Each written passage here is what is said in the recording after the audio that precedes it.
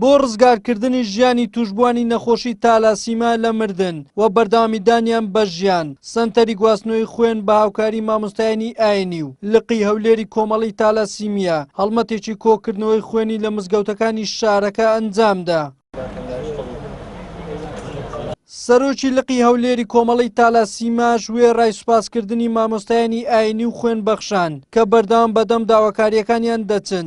ڕاشی دەگەینێت ڕۆژانە تەنها لە هەولێر پێویستیان بە نزیکەی 50 بوتڵ خوێن هەیە بۆ توشبوانی تالاسیما. ئێمە کۆمەڵی تەلەسیمیا ساڵانە هەڵدەستین بە هەڵمەتی کۆکردنەوەی خوێن لە مانجی پیرۆزی ڕەمەزان لە ڕێگەی مامۆستایانی ئاینی کە دەستخۆشیان لێ دەکەین زۆر هاوکارمانن.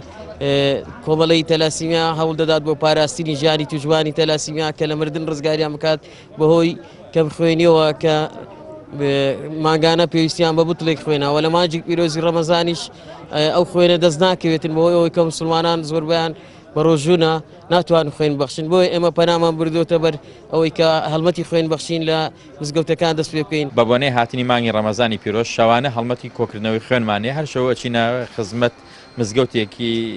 مزگەوتێک بۆ کۆکردنەوەی خوێن و هاوکاریمان لەگەڵ مامۆستایانی ئاینی هەیە. زۆر سپاسی مامۆستایانی ئاینیەکەین هاوکاریەکی باشیان کردوین بە هەندانی خەڵک بە کۆکردنەوەی خەڵک بۆمان. ساڵانە بەهۆی ئەو هەڵمەتە فراوانەی کە لە مانجی ڕەمەزان لە مزگەوتەکانی شاری هەولێر ئەنجام دەدرێت بۆ کۆکردنەوەی خوێن بۆ توشبوانی نەخۆشی تالاسیما نزیکەی 2000 بوتڵ خوێن کۆ دەکرێتەوە. خوێن بەخشانیش بەخشینی خوێن بە توشبوانی تالاسیما بێجگە لەوەی کە بەکارێکی مرۆڤانە دەزانن پێشیان وایە لە بەرامبەر ئەو کارەیاندا لە ڕۆژی دواییدا پاداشتێکی زۆریان دەست دەکەوێت.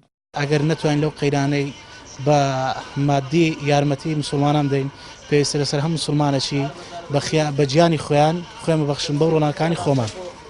ئینشاءالله ئەمەش درێخی ناخین بە ئیزنی خوای چونکە لە ڕەمەزاندا پێغەمبەر صلی الله علیه و سلم خێری زۆر کردووە. ئامادەم خوێنی خۆم بەخشم بەو کەسانێک کە پێویستیان بە خوێنە پێویستیان بە ژیان وەکو من لە ژیاندا بەردەوام توانای وەمان نییە بە مادی یارمەتیان بدەین بە خوێن ئامادەین خوێنی خۆمانم پێ بەخشین لە پێناوی و نەخۆشانەی تەلاسیمیان هەیە یان بوو کاچ پێشمەرگە خوێنەکانی خۆمان بەخشین.